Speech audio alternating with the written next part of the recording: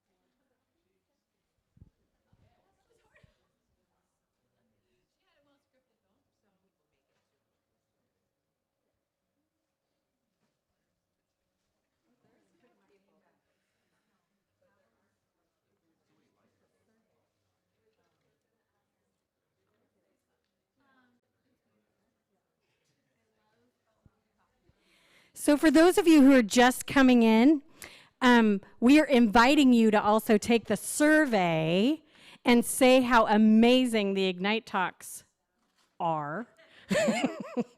They will be amazing. And then you'll be entered to win books, like from people that are in our, community. Incentive. You have to be here to win.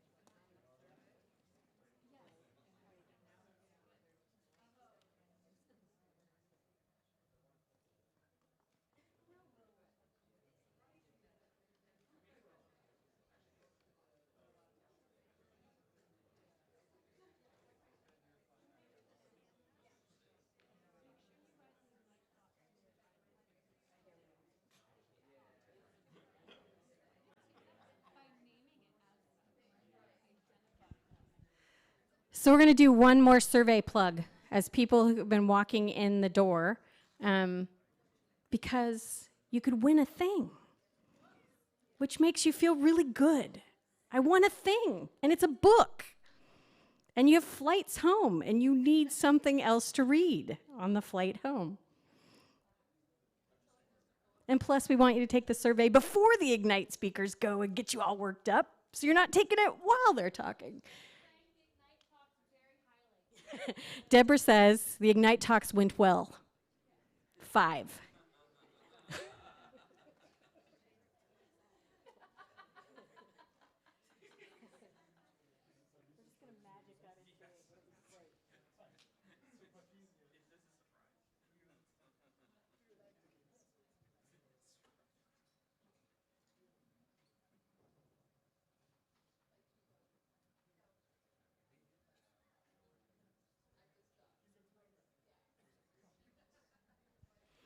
Okay, y'all, I know that either you feel completely invigorated from this last few days or you're having a sugar crash from the donuts and the cookies, but we are going to get ourselves excited about these 6 humans in the front row for their Ignite talks. You know, Tracy Fullerton this morning asked us to slow down. That's how we started our day. And we're going to end it by speeding it up again with these talks, but I actually don't think of Ignite talks as fast. I think of them as precise, right? They're tight. Like you can't talk about your methods for 20 minutes. You actually have to say, this is the thing I think, or here's the question I have. And so a tradition of the Ignite talks here when they were both DML and now Connected Learning Summit has been the audience has to take some risk too and do a little participation. And if you've been here for a while, you know at one point Gardner Campbell made us dance. We're not going to do that. And I think Sybil had us breathe and do yoga, and Sam had us make jungle noises the other night. I'm going to at least invite you to speak to another human, and here's what I'd like us to do. You have to talk to another human, which for introvert extroverts, that gets like, God. One of the cool things about Ignite Talks, if you don't know, right, is it's 5 minutes, 20 slides that auto-advance every 15 seconds. And it won't stop between the presenters. The slide deck will keep going. That's about 2 sentences a slide. You can get about 2 sentences out in 15 seconds without like, I wanted to hyperventilate through the entire, which they might do anyway. It's very brave. I'm just trying to make you relax, Deborah. So I want you to think for a minute about something that you could reflect on from the last 3 days. Like, what's a takeaway? Is it someone that you met? Is it a tool? Is it a question? Is it a framework? Is it an entire theory you didn't realize existed? What's a takeaway? And then in 2 sentences, you're going to say that to a human being near you. And then in 2 sentences, they're going to say that back to you. They get into that 3rd sentence, you got to hand off the mic. You ain't got time for your, well, I came from Connecticut. You know, I came here for the game thing, but then when I got, no, you got to do this precisely. So you got an idea? It's going to take us all of 30 seconds. 2 sentences, here's my takeaway, and then the other person, 2 sentences, here's my takeaway. If there's 3 of you, you'll figure it out. Okay, here we go. Talk to the other people. Do it.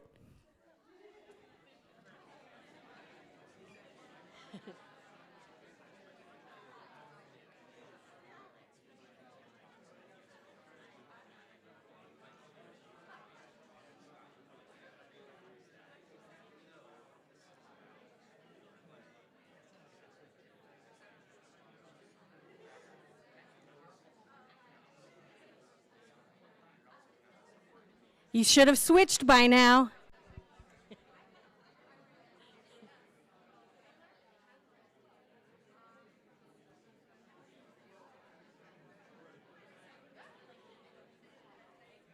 Okay, that was it. That was your, and so if you didn't get that chance to say something, think about how mad you'd be at the Ignite speaker if they didn't stop talking, because you got to get to the next person, right? 2 sentences is really hard. Here's the other thing I'd like us to do, and then we're going to get going. Here we go. We'll just go back to back. It'll be awesome. Is on the count of 3, we're going to say, we got you.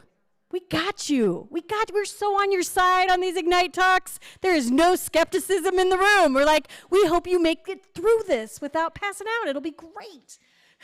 So on the count of 3, we got you. 1, 2, 3. That was all right. We're going to do it one more time. 1, 2, 3. That was good. Here we go.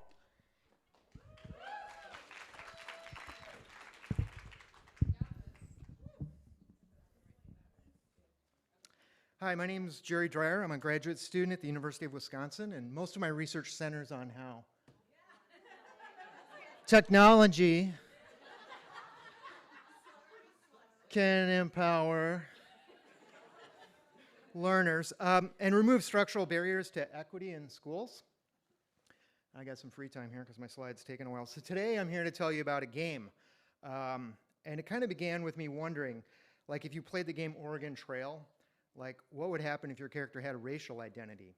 Because in some versions of the game you get a class or a profession that can influence the outcome of the game, but race and gender are completely ignored by the game. And what would happen under those circumstances in 1848? I think we know some of the answers, but maybe we don't know some of the others. Some games, of course, do include race. Dungeons & Dragons has race in it, of course, but it also kind of reinforces some racial tropes in a lot of ways. Other games, Monopoly, Life, those ignore race, and they perpetuate this kind of colorblind neoliberal fantasy where it's just all chance and meritocracy. So for this project, my questions were, can I develop a game that models some forms of racism? What could I learn by doing this? And what would happen when people played it? So I do this as a white male from a largely middle-class background. That's me down in the lower corner there, 1966. My privilege has protected me for my entire life. I've never lived under the realities of being oppressed under racism, and I'm on an imperfect journey with this, and I have my own assumptions, beliefs, and prejudices. I had an opportunity to try out this project in a games design class at the university this past summer, where the assignment was basically to create an educational game that was analog, took about an hour to play, and was educational. So it was like a 3-week design sprint with 3 rounds of play testing. Here's the team. It's me and 3 other undergrads. They conveniently put the grad students in the class in charge of the projects. So we had a visiting East Asian student, an Asian American student, 2 white students, 1 gay student. That's kind of our positionality. So we designed a game called Crystal City, and it's a board game. It's a fantasy theme. Each player assumes the role of a character on a quest to reach the city. And you can be an elf, a human, dwarf, or an orc, which kind of metaphorically represent racial constructs in real life. And like a lot of other board games, you start in a place of origin, you pass through stages of life, schooling, career choices, random events, dice rolls and fortune cards kind of influence how things go, and characters get gold, health, and prestige or social capital. It's kind of familiar to other games you may have played. However, the game also models race and the way race influences outcomes in real life through first and second order mechanisms. So in theory, any player can win or lose the game regardless of race. However, the fortune card deck, is literally stacked against elves, dwarves, and orcs. And I'll just let you read some of these to kind of see how the game goes.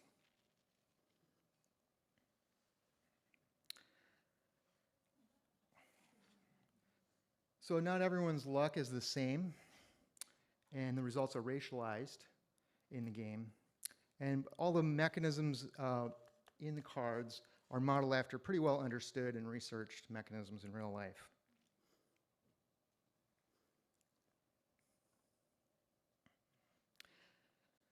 So although life is often unjust, we also wanted to include some counter stories. So some of the cards have somewhat positive outcomes as well.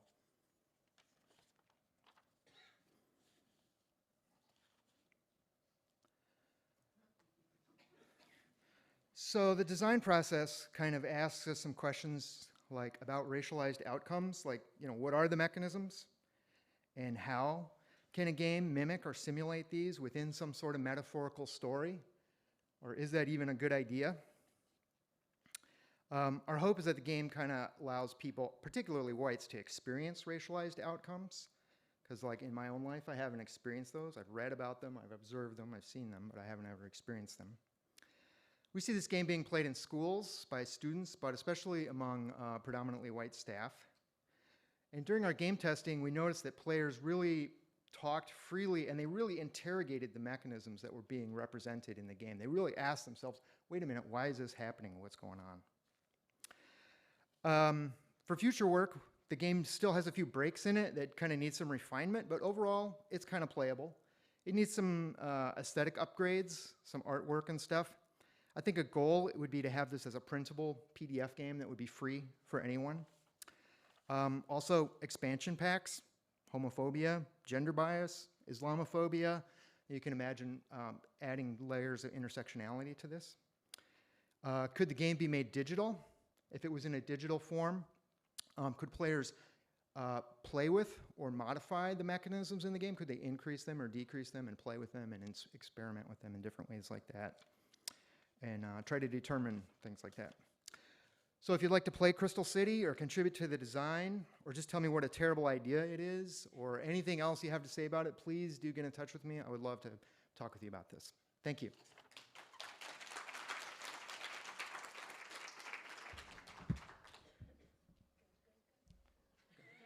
You want the stand?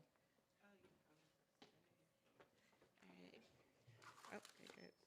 Hey, everybody. How's it going? Okay, I hope. Oh, yeah, I probably won't do that. All right. How many of you all are podcast fans? All right, cool. Awesome. Well, I would like to introduce you all to the On Me podcast, and we're going to go behind the scenes to learn how podcasting became a vehicle for connected learning.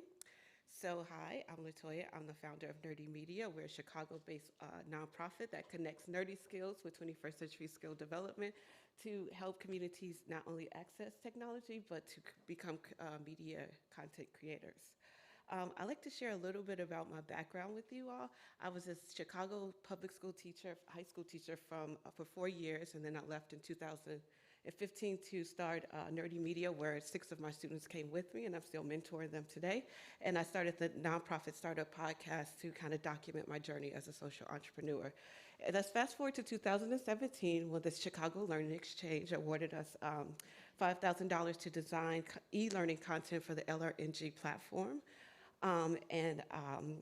This project happened in 3 phases. 1 is discovery and planning, 2, design, and 3 is publishing and production. You will notice these icons in the next couple of slides, and what that does, what that indicates is how connected learning aligns to each of these phases. So we started with, our youth wanted to make a podcast, but they weren't sure what they wanted to talk about, so I scaffolded an approach to I guess, to produce a podcast. So we invited 6 of our youth to 5 sessions, and they earned stipends, and they helped us not only learn how to make a podcast, but they also helped to design the e-learning content as well. We started with what is a podcast, and they decided that they wanted to produce a podcast that looks at life after high school. So to unpack that, we invited a narrative therapist to come and do group narrative therapy with us, and we also invited a published author to help with scripting each episode. We went over branding as well, where they designed the cover art and titling of the podcast, and then we went through all the other phases of podcasting. And the result is On Me, which is a podcast that looks at that is about Chicago's youth. And so Chicago's youth, instead of saying I swear to God, they say on God. But in terms of, they also say on me, which is a term to use to explain the authenticity of a situation. To launch the podcast, they invited the local community to a dinner where they shared previews of the episodes, as well as followed by a discussion about each episode. And so after After we produce the podcast, we then produce 11 videos guiding each users through each phase of podcasting, and this resulted in not one LRNG playlist, but two, because we're overachievers.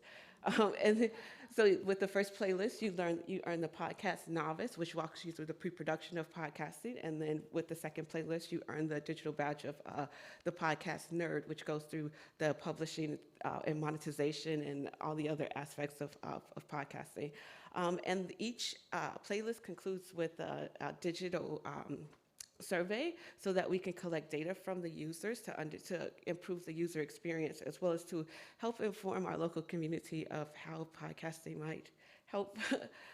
So we completed in October of last year, with 60% of the budget went to youth stipends and 40% went to the actual production of putting together those two playlists. And we're going to fast forward to this summer, where we worked with 25 campers over 16 sessions, and we invited our youth who also earned stipends from the previous project to teach 25 middle schoolers how to produce a podcast.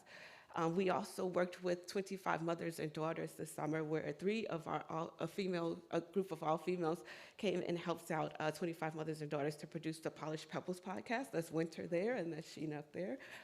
So through this project, we were able to connect our youth to produce a real-world project. They connected with the local community, and they also gained real-world experience as media producers, community organizers, and educators.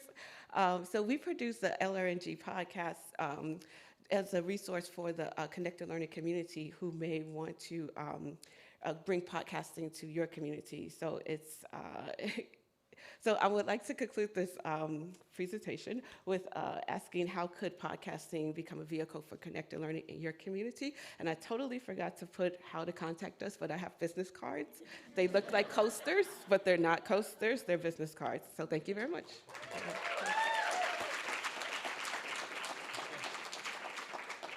Hi, I'm Tommy Lawson from Edinburgh. I don't have subtitles today, so good luck.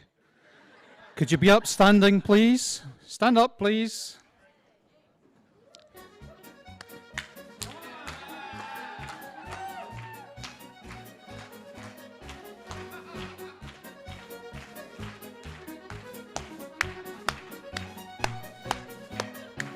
Okay, have a seat.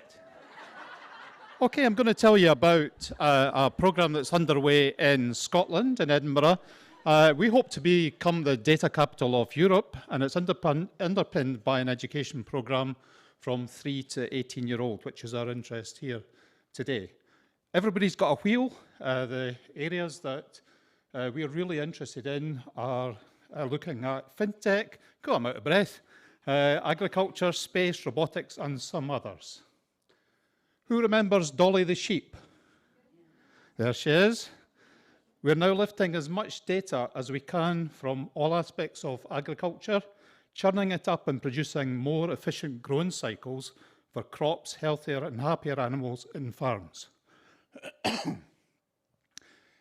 Also in healthcare, we've got our own National Health Service data loch, and we're now looking at that data, providing advanced research and development and better healthcare for our citizens. To do that, we're underpinning it all with lots of supercomputers, and gladly, they've still got lights on them. So this means jobs for people and education program behind that as well.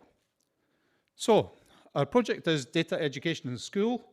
It's in the city region, and we've got 6 education authorities, which translates into 552 schools and 120,000 learners. Woo. So just a little bit about Scotland, in case you don't know where we are. We're small, we're beautiful, and at the moment, we're still attached to the United Kingdom, and we're still attached to Europe. Something about our education system. Now, education in Scotland is based on the values of our Parliament: wisdom, justice, compassion, and integrity.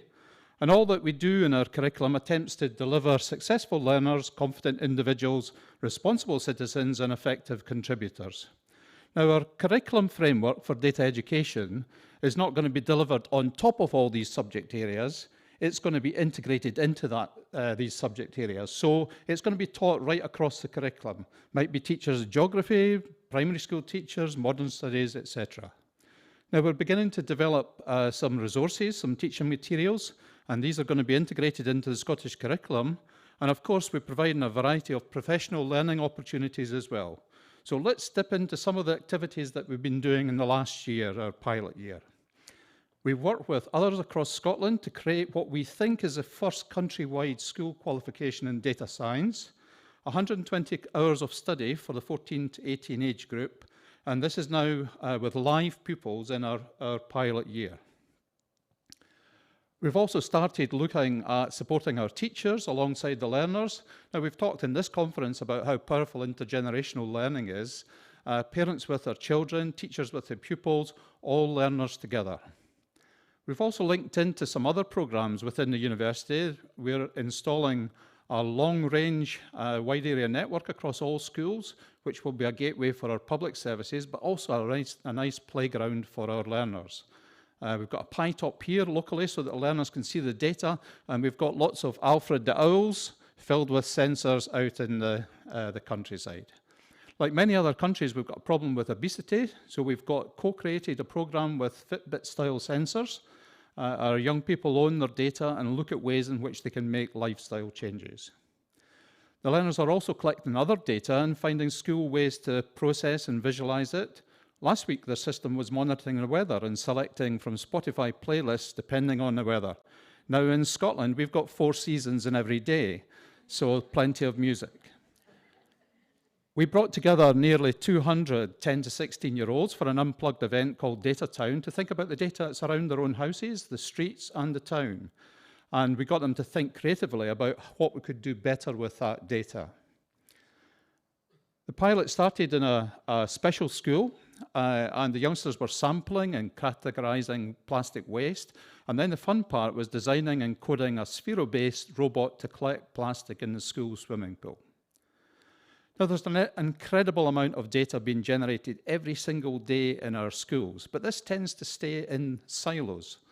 We want our children and we want our researchers to start mining that data. Can we come up with ideas on how to improve learning from the data that's already in school? And finally, if you want to come to Scotland, if you want to come and join us, or join us on our journey, then please get in touch. So thank you very much.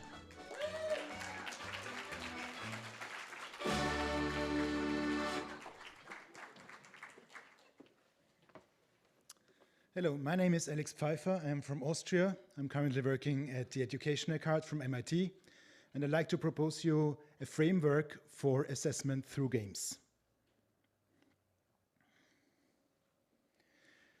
Most of us, especially here at this conference, love to talk about games and learning.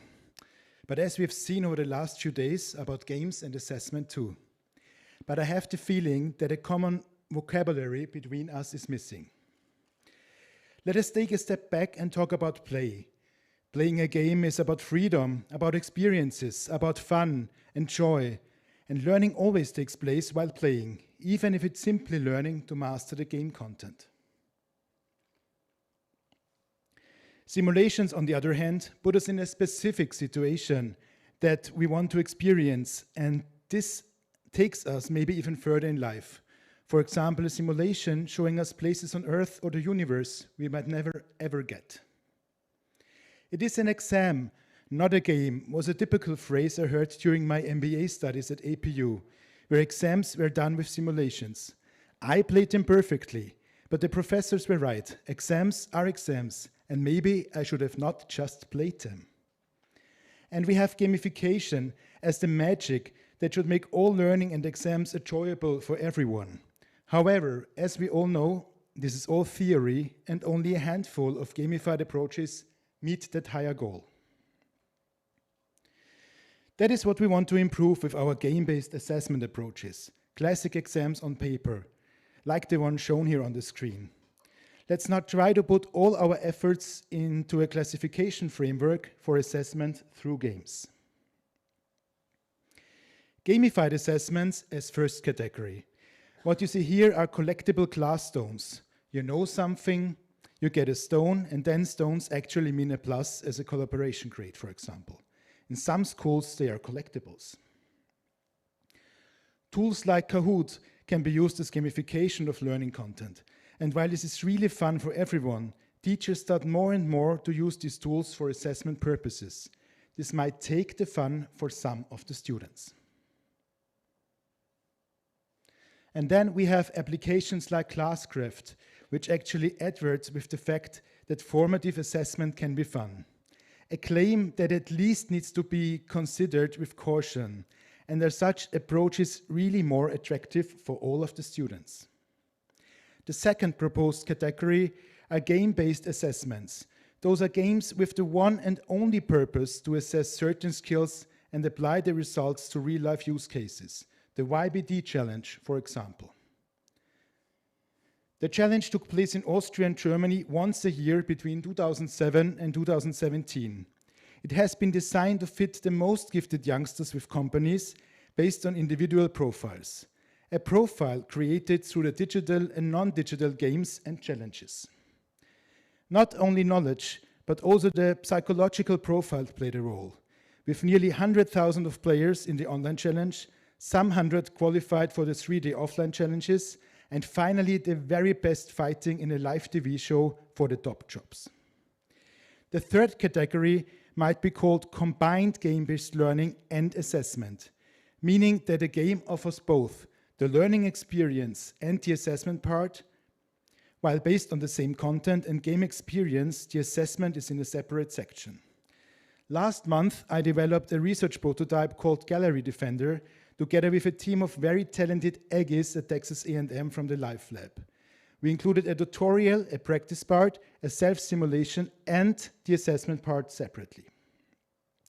Always looking into the future, we included state-of-the-art blockchain technology to store the learning results in the most possible safe way. Having done extensive research, I can actually suggest taking this into account for your future assessment projects. The fourth and last category could be named integrated game-based learning and assessment, meaning that both aspects take place at the same time. This could be even done with board games like the game Gretel has already shown some years ago.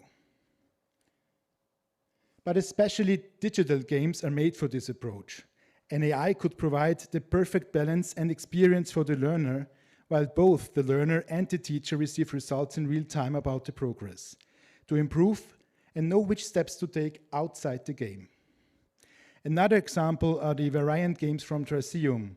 The goal of the learning outcome always equals the puzzles to solve. However, this category is a huge game changer, and we have to think about what those games will mean for education once and for all. While talking about assessments, please do not forget to make really cool learning experiences where the teacher and learner gets information to improve, but without any pressure due to an assessment, like the classic game Lure of the Labyrinth from the educational card. I hope we can start a discussion. Please surf to alexpfeiffer.mit.edu, contact me, and, well, have fun together, play and discuss. Thank you.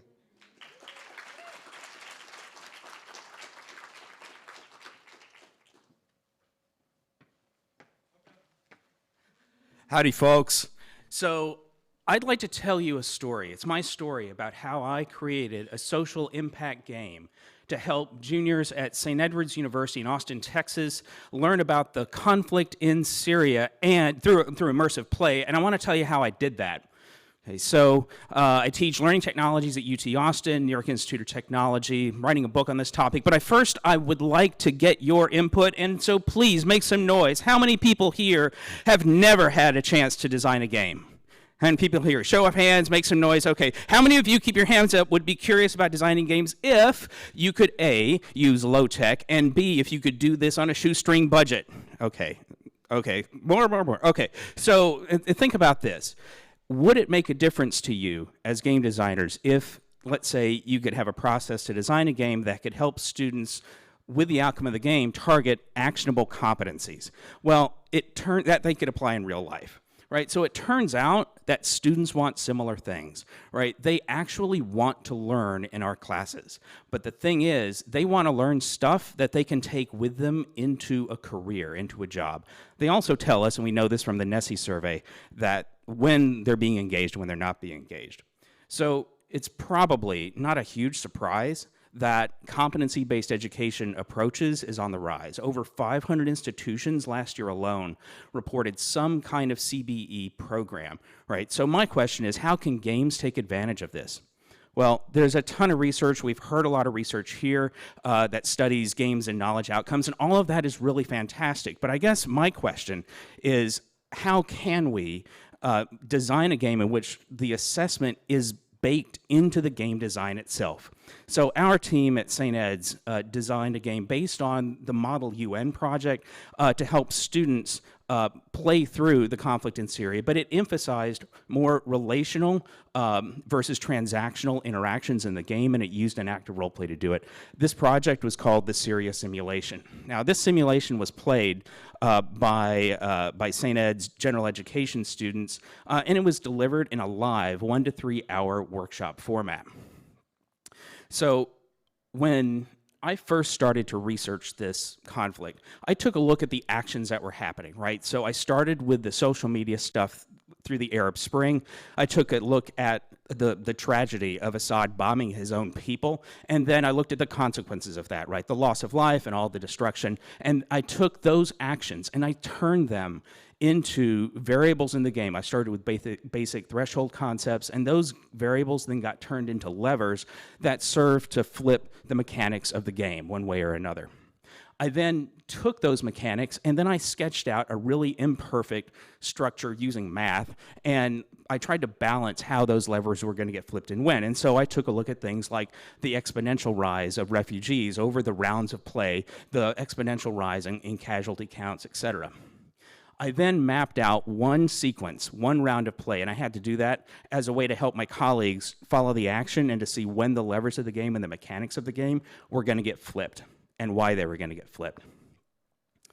So you might be asking, can you really do something like this in under an hour? And I would say I have a couple of caveats. A, I'm not talking about researching the content because goodness knows I'm not an expert in geopolitics, but the actual sketching of the game itself can go very, very quickly. So I'm suggesting that you can take one intervention in one class, take one problem that you would like to pick apart, pick out one threshold concept that characterizes that problem, and then ask yourself, what and why are students having problems with this particular concept, right? What are some of the stumbling blocks that they may have? What are some of the misconceptions? What are some of the confounding variables in their own learning? Use that information to design your own levers that will help your game to move and for them to be able to play it. Then prototype it out. Sketch something out on paper. It doesn't have to be really fancy. A super simple sketch that basically sketches out the choices that are possible, the consequences of those choices, the decisions that they can make, which can lead to more choices and define your game's possibility space. And then test out your game mechanics, but only after you do that, worry about dealing with the assets. I think sometimes we overemphasize that. But then involve students in the process. Make this something that is very easy for them to get, make the consequences for failure low, but prepare to fail, right? We did, certainly the first time. We delivered this to 8 students. We didn't even have enough people to cover all the actors in the game. There were 12 different organizations. But by the end, we delivered this to 700 students over the course of the semester. So what I'm suggesting is that we take an approach that targets competencies and outcomes and that gets students moving and talking and thinking and learning as they play. Now, obviously, there's a lot more that we can say about this, but my hope is that you can take some of these ideas about games and learning and competencies and authentic assessment and design a game that will help your students target actionable competencies. My name is Jason Rosenblum. Thanks, you guys, for listening.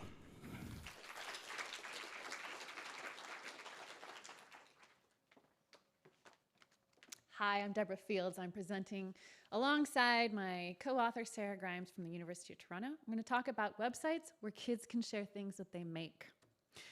So think about something that you made as a kid. Maybe it was a drawing that you put on a fridge at home or a project that you put on display at school. Children are still creating every day, but now these creations can be shared with even broader audiences online.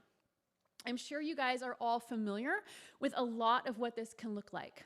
Making a video game, creating an animation, writing a story, sharing something that you made, making art, filming a video. On DIY sites, kids can share what they make, get feedback from others, see what other people have made, learn from and teach others, ask questions, become leaders. There's so many things that they can do. But while we in this audience may be familiar with some really amazing DIY media sites where kids can share what they make, most media sites out there either don't allow children under the age of 13, don't allow sharing, or offer really impoverished designs. By the way, cutting and pasting your privacy policy document is not okay. So that's what our Kids DIY Media Partnership is all about, finding ways to support children's rights to create and share on inclusive sites where children are allowed, with consideration of all of the legal and design challenges that come with those spaces.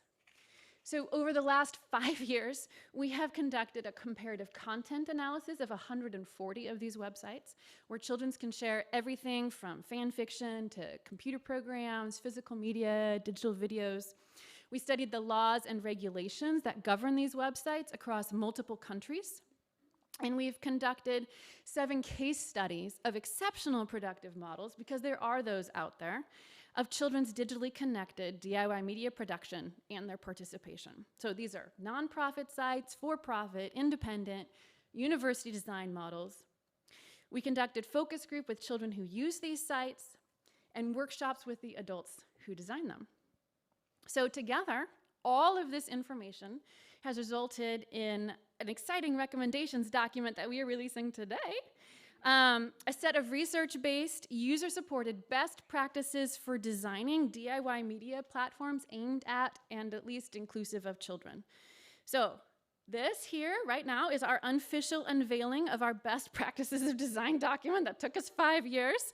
So please tweet this out. Get the word out. We organized our recommendations around core design principles like, creation, sharing, civic engagement, education, around legal concerns, because that's a big deal when you're working with children, child-friendly privacy policies, or even adult-friendly privacy policies, and copyright regulations, and also platforms that are child-friendly and age-appropriate. I'm not going to go over the whole design document here, obviously, so I'm going to give a few highlights about 2 of the things in our document, creation, and related to that, copyright. So DIY media is about creativity. You have to be able to make something. So let's provide children with a broad range of design features and also complex, deep media opportunities. Let's also make use of the digital medium to give children chances to do things that they can't do in an analog environment. So let's make use of this unique opportunity. Also, being creative means drawing on existing material. So we should facilitate remixing and modding, right? Let's build transparency by allowing children better access to each other's creations so that they can build on each other's works. And since this means building on other people's work, it means building on other people will build on their work, okay? That means we need to have a discussion about copyright. So many children do not fully understand the concept of copyright. You could argue that many adults don't. They don't always see their creations as their own property, which also the website has choices in. And they don't understand the limits of others' ownership, which means that DIY sites need to educate children about copyright, including terms of service agreements. Further, corporate interests must not override those of children. DIY media users must be permitted to make use of copyrighted material in their creations to the full extent permitted by fair dealing. So this means we need to determine what rights for each website, what rights children have over their creations, and communicate these rights clearly to them. We need to treat children as copyright owners and not just as potential copyright infringers.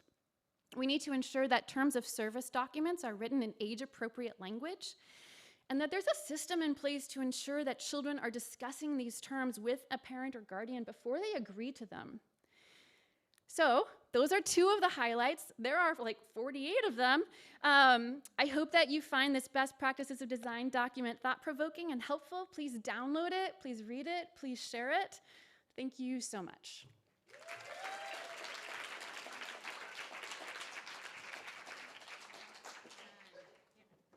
Well done. So we have to give them a really rousing, like that was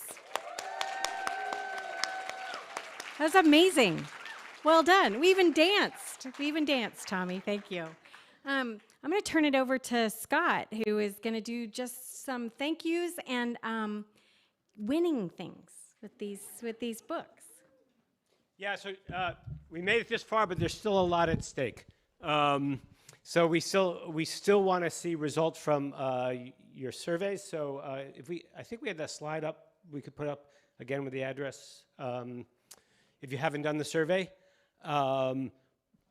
good. So if you haven't done it, quickly get onto that site, because the other thing that is at stake, of course, is that we need to thank a bunch of people, and we need your help in thanking them. We need your applause.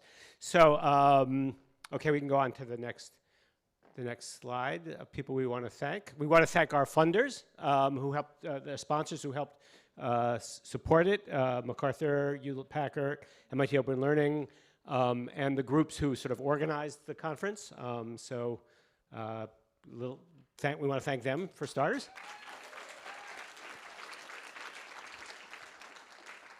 And next, we want to thank the organizing committee. Some of us are people who just did a bunch of phone calls together. Some of the people on this in this panel actually did a whole lot more, did a lot of work, and so without singling out anybody, I want to give a round of applause for our organizing team, for our organizing committee.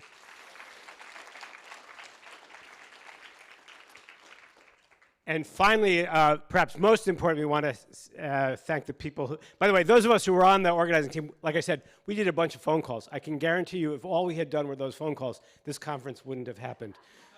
The conference happened because of the next slide, because of these people. So I want to particularly want to shout out the UCI staff.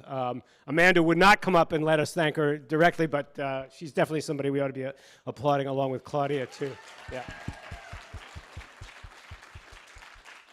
But also, obviously, the staff at the UCI Student Center and our AV consultant, Joe.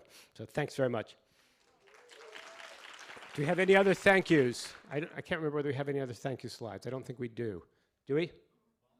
Oh, we have volunteers. Thanks. Yep.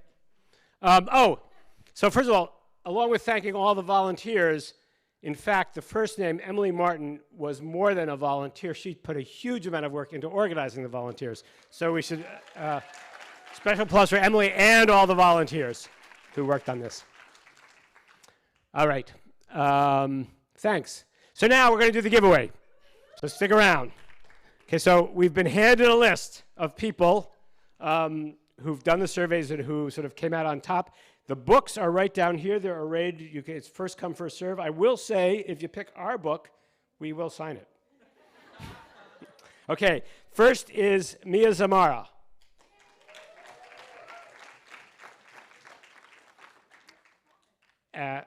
Second is Lee Peak.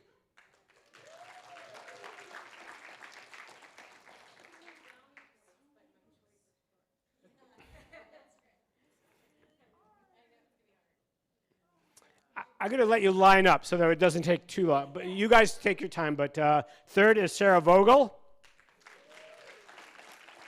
We actually have 25 winners, by the way. So we'll do. I'll move it a little quicker, I realize. Yeah, so I think you're just going to need to line up one behind the other. Lulu Guo, and forgive me, I know I'm going to pronounce names wrong. Joe Diaz.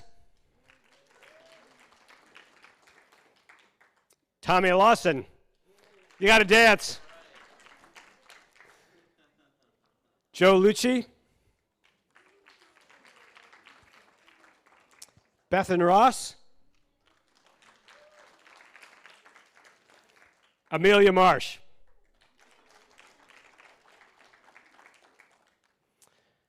Pamela Van Halsema, Willen Gaddy Jr., Andrea Humes, Jared Duval,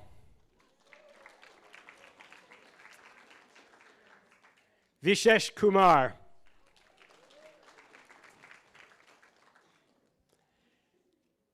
Jen Borland, Vivian Bird,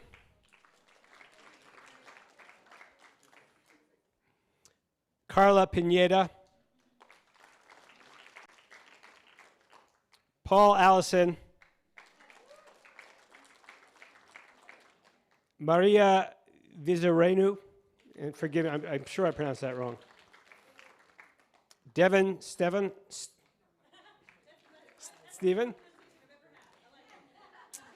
Mia Shaw, Tanmeme Anna. Yeah, I guess we're getting fewer and fewer. I'm sorry about that, but that's. Oh, slow down. Okay. Have we run out? We may be out.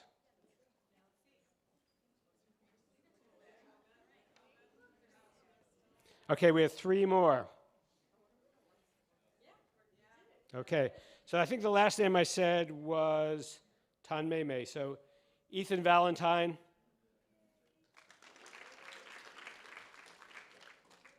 Jason Rosenblum, and Deborah Fields.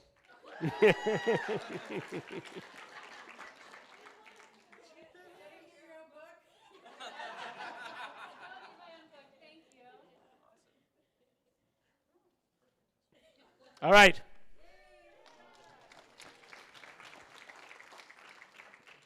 Thank you again, everyone who not only came but stayed to the very end. I think we're gonna briefly, in a short while, we're gonna have a sort of debrief among the organizers. But I think I can say with some confidence that this conference went pretty well. That you all did a great job and brought a lot of yourselves to it and made it a really worthwhile experience for those of us, certainly for me, and I'm going to guess for many of us. So thank you again, and we look forward to seeing you next year, wherever it is we end up having it. Thank you.